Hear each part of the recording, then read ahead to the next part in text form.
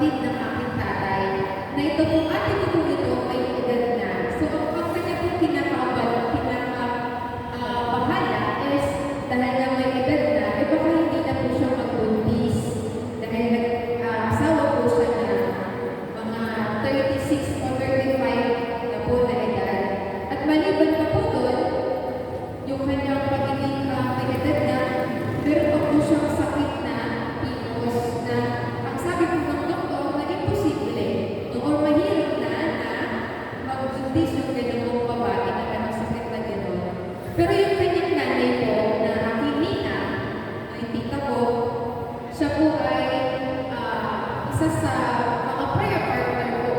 At grabe din po yung kanyang passion sa pakinig ng salita ng Diyos at grabe din po yung kanyang pananampalataya at pagtitiwala sa ating Panginoon. At ang lagi po niyang tinuturo sa kanyang mga anak na anumang bagay na imposible, kapag sa Diyos mo inilapit, sa kanyang grasya, ito ay magiging posible.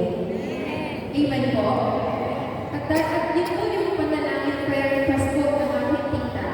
And alam niyo po, isang himala na ito pong ate ko po ito ay binigyan ng Diyos. No? Answered prayer po dahil ngayon yung anak niya ay mag-2 years old na po. At isa pa po sa biyaya, yung kanyang bukol po, double blessing kasi nung siya ay siya po ay naganak, pati yung kanyang bukol, yung titus niya, ay natanggal na din. At siya po ay nakatanggap ng kagalingan. Palapakan po natin na natin. Tunay po ito Kristo na ang sino mang nanalig sa ating Panginoon, sabi po ng Diyos dito sa ating binasa, kung maging sinlaki man lamang ng buti ng mustasa ang inyong pananalig sa Diyos, masasabi ninyo sa puno ng sikomoro ito, mabunod ka at matanim sa dagat. Kahit gaano daw po maliit, kapaya ang ating pananalig. Kung ito ay dalisay at totoo, mararanasan po natin yung kamangha-mangha, mararanasan natin yung kapangyarihan ng ating Panginoon. Amen po. At yan naman po ang nakasulat sa Mark 9 verse 23. Kung may magagawa, sabi ng ating Panginoon, o pangyayari ang lahat sa may pananalig. Kaya sino po rito ay prayer request na sa tingin niya imposible pero nananalig siya na in God's time, God will grant his or her prayer request as a man. Palapakan po natin ang ating sabihin ko sa iyo sa kapatid, manalig ka. Pero ang tanong, kumusta na po yung ating pananalig sa Diyos? Yun po ba ay nanlalagin? Nag-iinit? Yun po ba ay nangihina? Yun po ba o yan lumalago? So, dito po sa binasa natin Evangelyo, sabi po ng mga apostoles, sa pananangin po nila, dagdagan po ninyo ang aming pananalig sa Diyos. Napakagandang panalangin. Hindi po nila sinabi na dagdagan po ninyo yung ano man po yung mga siguro mga physical needs, ano? Pero ang kanilang hiniling ay yung karagdagan ng pananampalataya. Na yun naman po ang nakasaad sa salita ng ating Panginoon na pagsubukitan natin ng higit sa lahat na pagharian tayo ng Diyos, makasunod sa kanyang kalooban at lahat ng ating pangailangan ay darating sa atin. Amen? At congratulations dahil kayo po, inunan niyo po ang pagpapatag at pagpapatagdag ng ating pananampalataya kay Yahweh Krishna. Amen? And dito po sa ating binasa, inahalintulad po ng ating Panginoong Hesus ang pananampalataya sa isang butil ng mustasa. Sino po nakakita na po ng binhi ng mustasa sa isang kamay? Mayroon na po nakakita. Nakita ko sa Google po, nag-search po ako pero ang napakaliit lang po pala nun. Mas maliit pa po pala ata sa dumi ng ating ilong. Ano? Nang maliit po yung butil ng mustasa. At bakit po, inihalintulad ng ating Panginoon, Kristo, ang pananalig sa isang butil lamang ng mustasa.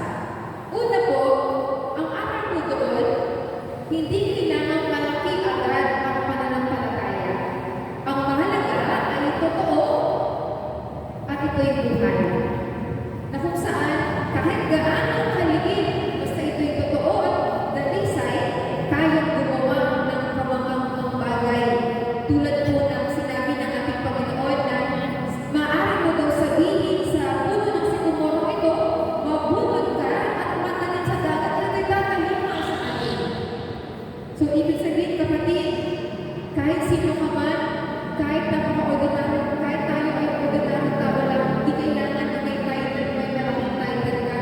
Pero, kapag meron kang pananampalataya na totoo, kahit yun ay simple, payak, maliit, mararanasan natin yung kapangyarihan ng ating Panginoon. Amen? Amen? And bakit po inihalin tulad din sa butil ng mustasa? Dahil tulad ng kahit anong buto, binhi, kapag itinanim mo, ito ay lumalago. Amen? Ganun din po ang nais ng ating Panginoon. Ang pananampalataya natin, bagamat nagsimula po ito sa maliit, pero inaasahan ng Diyos na ito po ay lumago. Tayo po ay lumago sa pananampalataya. Mag-level up po tayo. Panay sabihin ko sa iyo, kapatid, level up ka na ba? Tinan mo ngayon mukha na talagang level up na talaga. Ano po? Pero, when you see level up, ako, yung pag-grow, katulad ng pini, na kapag ito tinanim mo, mamumunga, lalaki, magkakasama, din po yung faith na gusto ng Diyos na tayo po yung magkaroon, na binigay niyang faith, inaasahan ng Diyos ng ating Panginoon na ito'y palaguin natin. Katulad ng halaman, na ito'y inaalagaan, nais din ng Diyos na alagaan natin yung regalo at kaloob ng Diyos sa atin na pananampalataya. Amen? We have the responsibility to take care. And also, na isabuhay natin yung ating pananampalataya na pinagkaloob ng Diyos sa atin. Amen po? Palapakan po muna natin ang ating Panginoon. So, ano po, bakit nahalin tulad una? Ito po ang ibig sabihin nito na bagamat ito'y yung pananampalataya, bagamat maliit, basta ito'y palisid at totoo, mararanasan pa rin yung kamanghamanghang bagay na galing kay Yahweh Shaddai. At pangalawa, bilang isang katulad ng isang halaman, kailangan alagaan, ganoon din yung pananampalataya na nais ng Diyos na pahalagahan at alagaan po natin. Huwag natin hahayaan na ito'y napapabayaan. Yung kasi napapabayaan, hindi natin sinasabuhay yung pananampalatayang pinagkaloob ng Diyos sa atin. Nagpapa-apekto ka sa problema. Nagpapa-apekto ka sa anumang karamdaman na nararamdaman mo. Masyado ka nagiging alipin ng kabalasahan mo. No? Masyado tayo nakakapag-isip ng negatibo. Masyado tayo nagmumukmok. Nawawala ng pag-asa kapag mayroong matinding problema. Pero kapatid, nais ng Diyos na gamitin natin yung power na binigay niya sa atin. At ano po yung power na yun? Yun yung power na tayo ay manalig sa kanyang kapangyarihan. Dahil mas malaki si Yahweh Shaddai kaysa sa anumang malaking problema na meron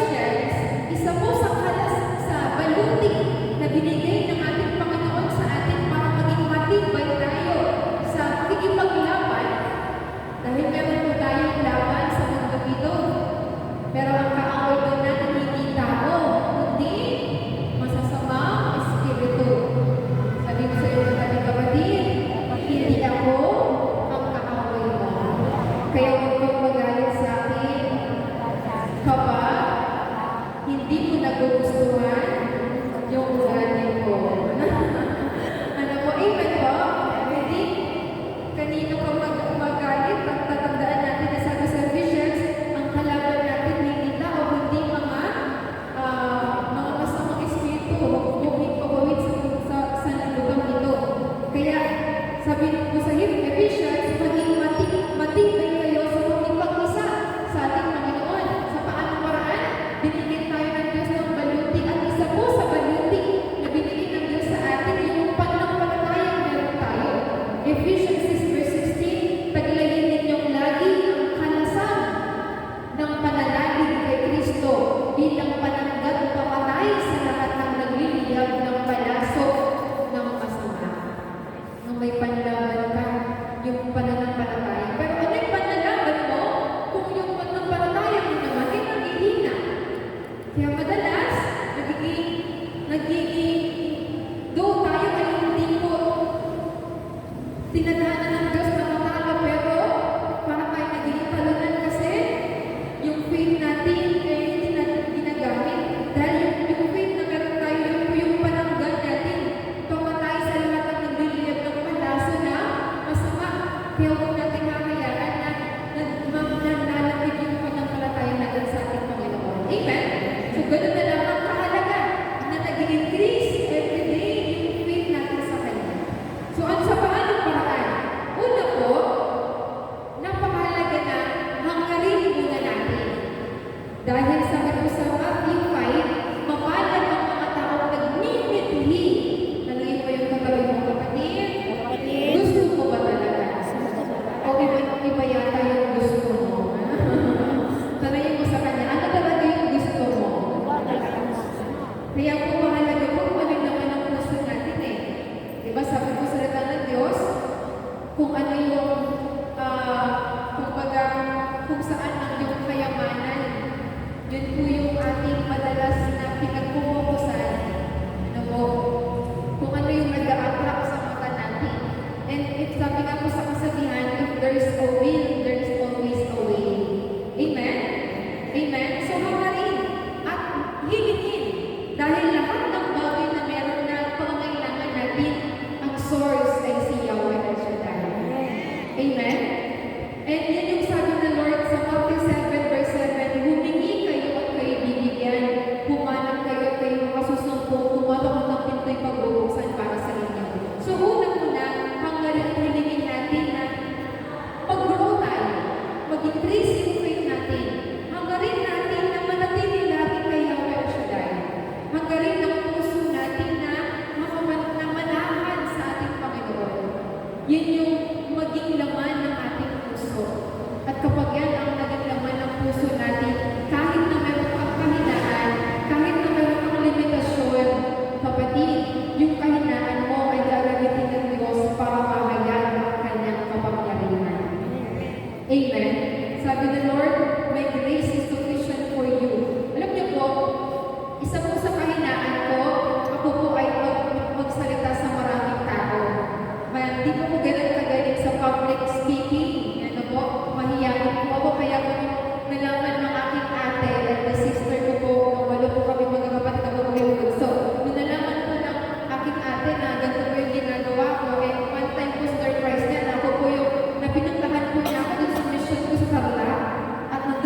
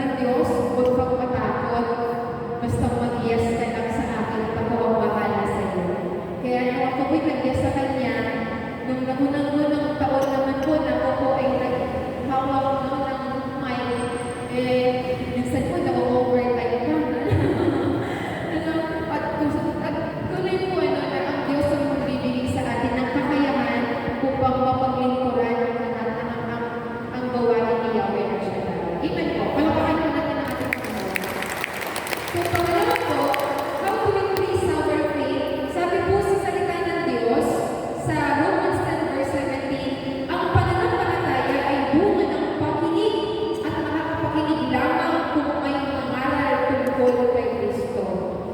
Nasusulat din po sa Ephesians, ang tabak ng kaloob ng Espiritu, walang iba kundi ang salita ng Diyos.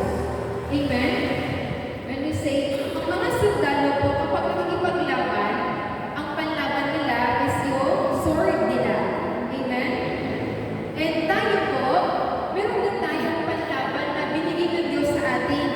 Sa gitna ng tukso, sa gitna ng mga bulong ng kasinungalingan ng kaaway, meron din tayong panlaban. Walang iba, tabak ng kaloob ng Espiritu Santo, yun yung salita ng Diyos. At ang salita ng Diyos, ang siyang pagkain ng ating kaluluwa upang tumatag. Kung papaano po na ang katawan kapag kumain, meron mong nutrients na tatanggap. Yung go, grow foods. Di ba po yung go, para tayo po may energy. Kailangan mo ng kanin para makapag-go ka. Makapunta ka sa isang lugar.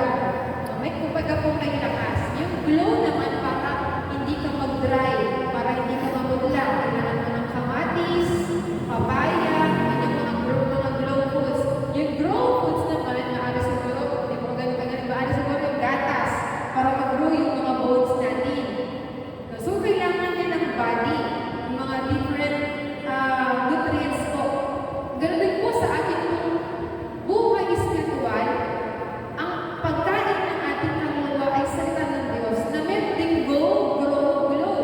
Go para magkaroon tayo ng strength na masunod yung kalooban ng Diyos. Yung grow para mag-grow tayo sa kabanalan.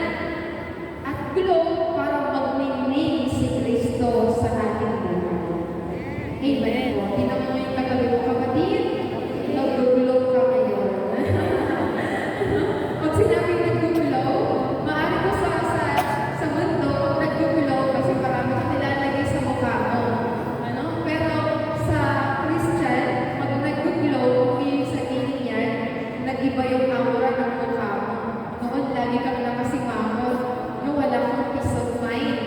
Pero nung nakilala mo si Kristo at nababag ka sa presensya ng Diyos, yung lungkot, yung kabalasahan, nabalatan ng kapayapaan at kagalakan dahil si Jesus ang nananahan sa ating buhay. Amen po.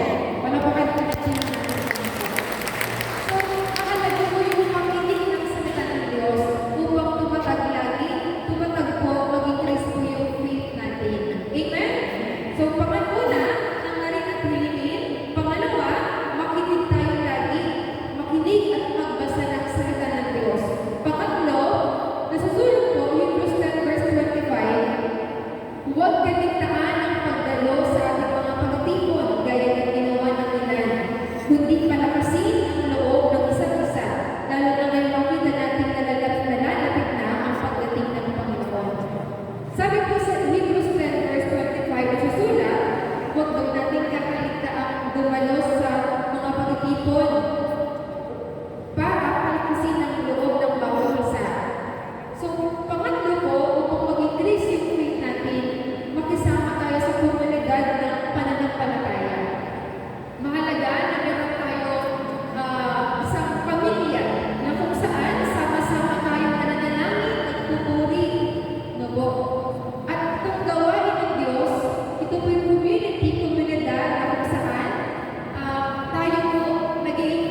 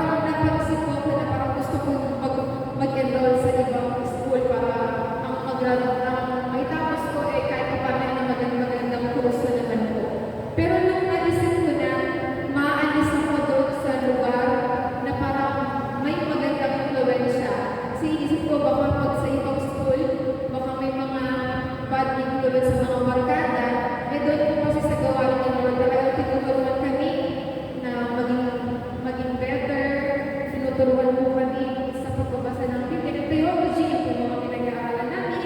At minsan record po kami laging pumatay ng Sabado para makapag-take note ng turo ng ating punong lingkod. And sabi ko parang nakakalungkot yata kung aalis ako.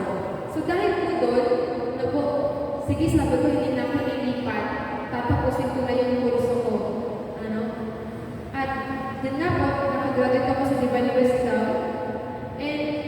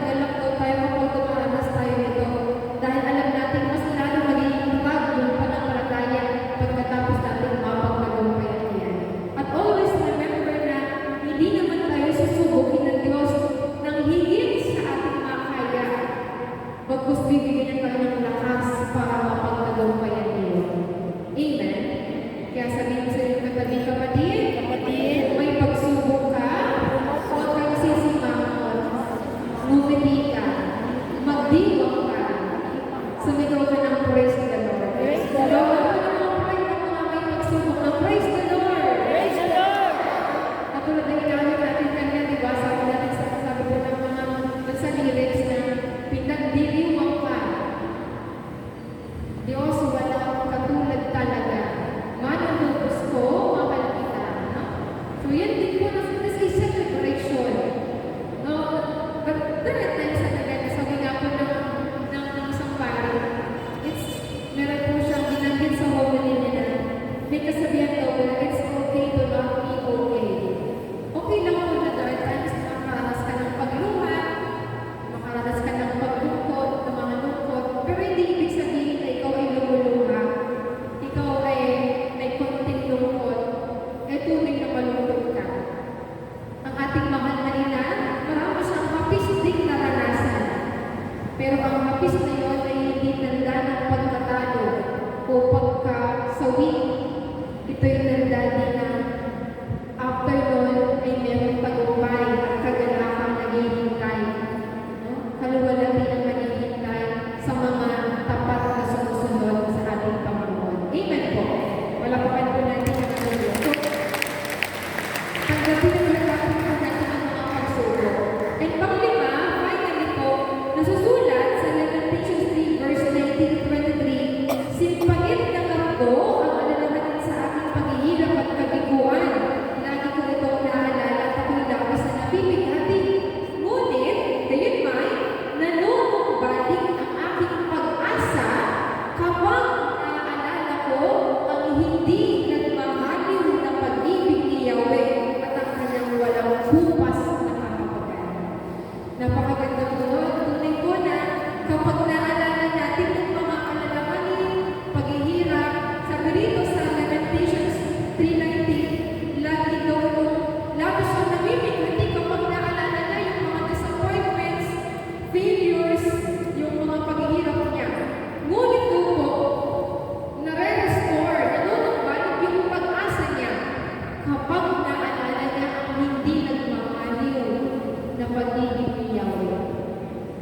Kaya sa mga panahon na tayo panghihinaan, sa mga panahon na tayo po ay natatakot, sa mga panahon na tayo nag-aalinlangan, alalahanin mo ang katapangan ng Diyos.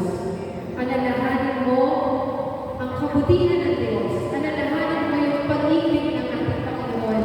At sa gitna ng iyong panipanghihina, manunumbalik ang lakas, manunumbalik ang pag-asa na makatanggap po natin sa pamagitan ng ating pagbubulay-bulay, pagninilay, pag-aalaala ng dakilang pag-ibig ni Yahweh.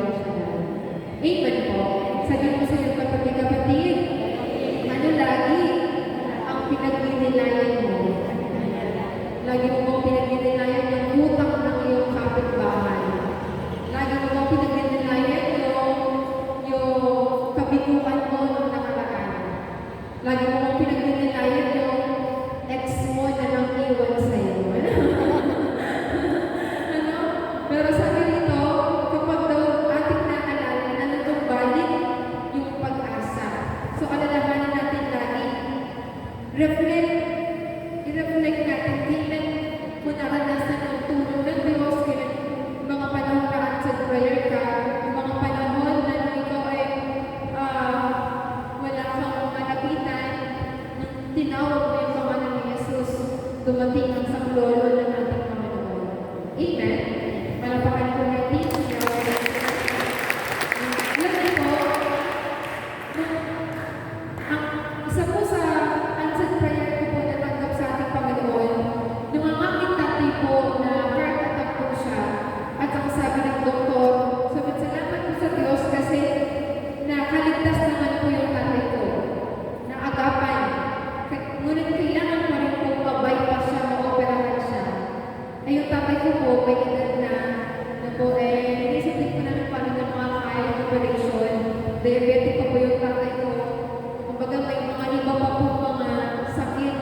So, kumbaga po, nandun po yung aming work, paano po makakaya ng tatay ko po yung ganun po operation sa kanya. Pero tunay, ang ating Panginoon, kapag tayo humili ng kabagatawa sa Kanya, humingi pa ng extension na po, tutugunin tayo ng ating Panginoon. Na po, salamat sa Diyos dahil maging matagumpay po yung operation ng ating tatay. Ngayon po, malakas na po ulit siya. Ano? At nakakain na po siya ulit kayo ng chicharon. Pero, last year po yung naganap. At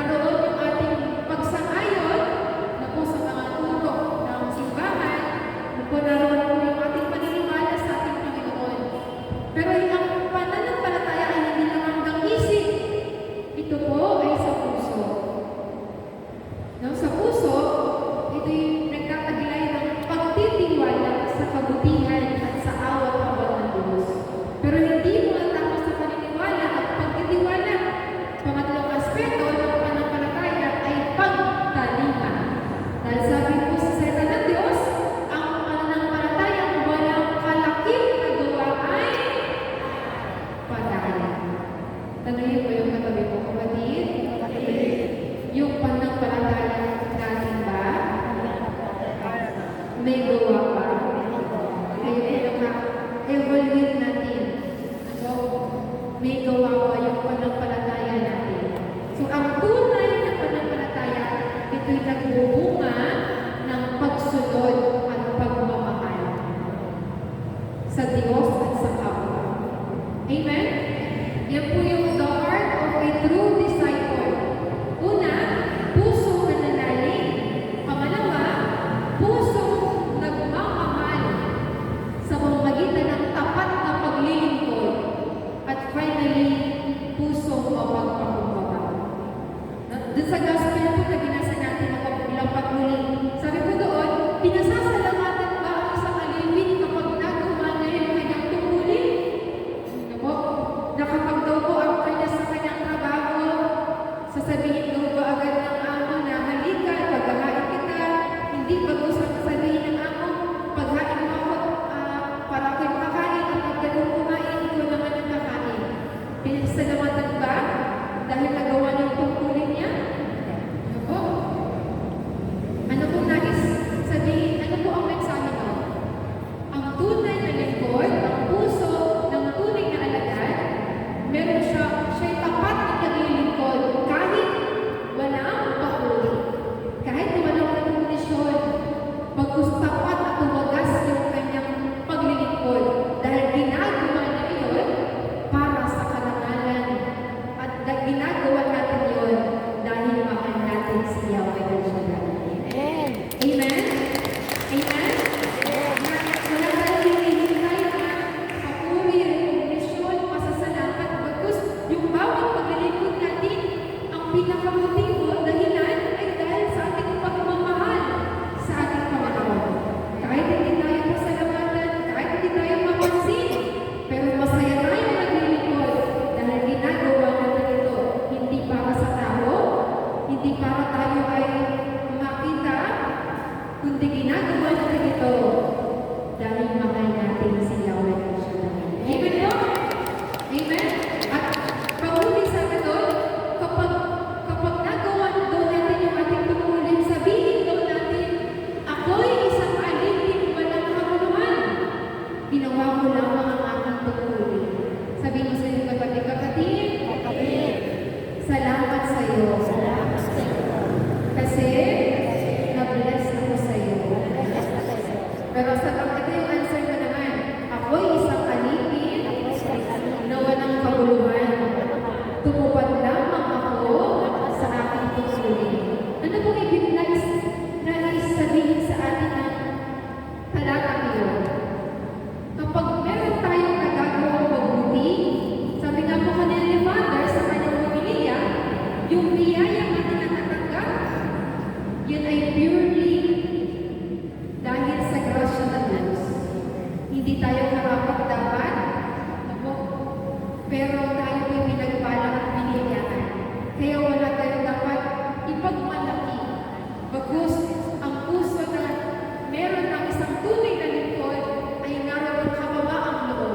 Dahil anumang bagay na ating nagagawa, dahil lamang sa ating Panginoon. Amen? We are dependent sa grasya ng Diyos. At yan yung tatlo po, na napag-usapan natin how to increase our faith. Una, hangarin at hilingin. Pangalawa, makinig lagi ng salita ng Diyos. Pangatlo, lagi tayo makisama sa komunidad ng pananampalataya. Ito pong gawain ni Lord. Pang-apat, yakapin at tanggapin ang mga pagsubok. Dahil ang pagsubok ay hindi po hadlang, kundi daan yan para tayo po ay hubugin, pabanalin ng ating Panginoon. At panglima, lalaman natin lagi yung katapatan ng Diyos. At napagnilayan din natin ng pananampalataya, may tatlong aspeto. Ito'y paniniwala, pagtitiwala, at pagkaliwa. Dahil ang pananampalataya, walang kalakip na gawa ay patay. Amen?